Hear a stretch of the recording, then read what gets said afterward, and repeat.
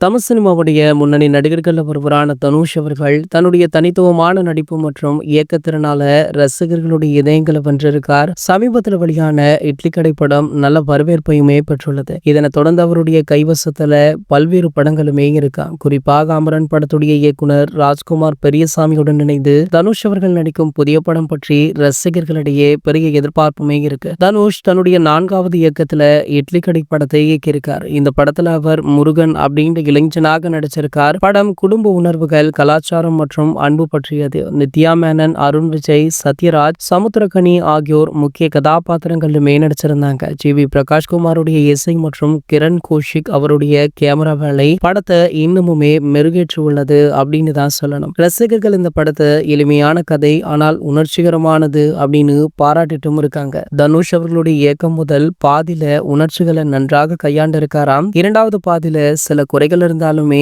படம் மொத்தத்துல நல்ல வரவேற்பு பெற்றுள்ளதாக சொல்லப்படுது. இந்த நிலையில தற்போது அண்மையில நடந்த கரூர் சம்பவம் பற்றி தனுஷ் அவர்கள் சமீபத்துல பேசியிருக்காரா. அது மட்டுமல்லாமல் இன்னும் சிறிது நாட்கள்ல தனுஷ் அவர்கள் கரூர் மக்களை நேர்ல சந்திக்க இருக்காராம். அதே போல தளபதி விஜய் அவர்களுமே இன்னும் சில நாட்கள்ல கரூர் மக்களை நேர்ல சந்திக்க உள்ளதாக சொல்லியிருந்தார். அந்த வகையில பாத்தீங்கன்னா தற்போது தனுஷ் அவர்கள் தளபதி விஜய் அவர்களுடனே இணைந்து கரூர் மக்களை சந்திக்க உள்ளதாக ஒரு செய்தியுமே வைரலா போயிட்டு இருக்கு. தனுஷ் அவர்கள் ஒரு சில மாதங்களாகவே அடிக்கடி அவர்களுடைய ரசிகர்களை சந்திப்பது அப்படின்னு வழக்கமாக வச்சிட்டு இருக்கார். ஆகையால இவர் புதிய கட்சி துவங்க போறாரா இல்ல இவருடைய ரசிகர் படையை வைத்து ஏதாவது ஒரு கட்சியில இணைய போறாரா அப்படின்னு பல கேள்விகளுமே இருந்தது. இந்த நிலையில தனுஷ் அவர்கள் தாவேகா கட்சியில் இணைய போவதாக ஒரு செய்தி கூட சமீபத்துல வைரலாச்சு அப்படின்றதுமே குறிப்பிடத்தக்கது. இது போன்ற செய்திகளை பற்றி நீங்க உடனே தெரிஞ்சுக்க நம்மளுடைய தளபதி 360 சேனலை மறக்காம சப்ஸ்கிரைப் பண்ணிக்கோங்க.